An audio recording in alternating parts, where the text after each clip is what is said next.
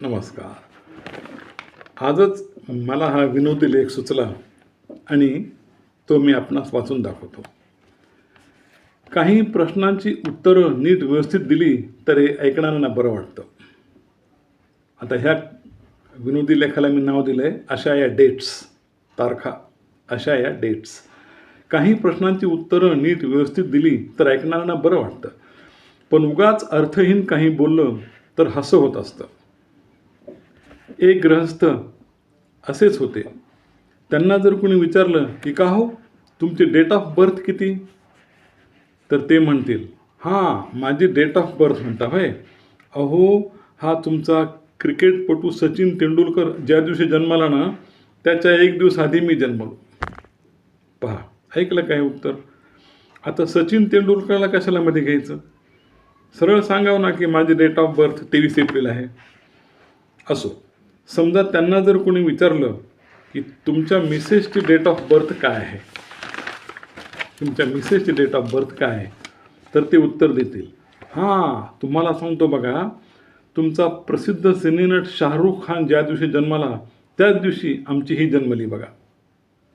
ऐकलं का उत्तर. आता शाहरुख खानचा इथं काय संबंध? म्हणजे आपण आता गुगलवर सर्च करून शाहरुख खानची डेट ऑफ बर्थ बघायची, म्हणजे ह्यांच्या बायकोची डेट कळेल, काही गरज.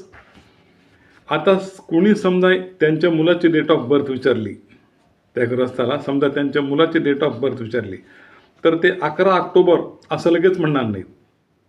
ते 11 ऑक्टोबर म्हणून लगेच सांगणार नाहीत. ते म्हणतील, अहो, आमच्या मुलाची आणि तुमच्या अमिताभ बच्चनची डेट ऑफ बर्थ सारखीच आहे. बस. आता विचारणारा गप्प बसतो. त्यानंतर तुम्ही त्यांना कोणाचीही डेट विचारा, ते असंच उत्तर देतात. एकदा एकाने त्यांना विचारलं, बरं का, एकानं त्यांना विचारलं, का हो सर, तुमची आजी केव्हा वारली, तुमची आजी केव्हा वारली? त्यावर त्यांनी लगेच असे उत्तर दिले नाही की ती 6 फेब्रुवारीला गेली, ती 6 फेब्रुवारीला माझी आजी गेली, असं ते म्हणाले नाही. ते गंभीर चेहरा करून काय म्हणाले, अहो, काय सांगू, लता मंगेशकर ज्या दिवशी वारल्या, लता मंगेशकर ज्या दिवशी वारल्या त्याच दिवशी आमची आजी गेली हो, असे ते गंभीरपणाने म्हणाले. पहा, आता ऐकणारा आता ह्याच्यावर काय बोलल? असंच उत्तर ते प्रत्येकाला देतात, आहे की नाही गंमत. तर अशा आहेत त्यांच्या एक एक डेट्स, त्यांच्या एक एक डेट्स.